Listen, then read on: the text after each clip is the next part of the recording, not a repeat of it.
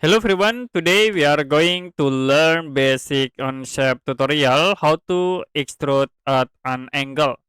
So as example, you can create sketch and I will choose the top plane, draw rectangles,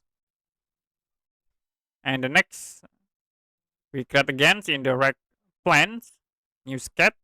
So we'll draw lines to set the angles like here. So we use the example angle here and click OK. Now to extrude with these angles, you can use the extrude tools, select the object, and then in here we use the direction.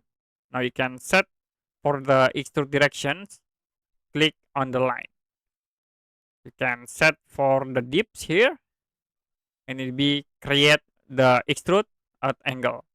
If you done, you can click OK to apply. Okay, that's it for basic Onshape tutorial how to extrude at an angle.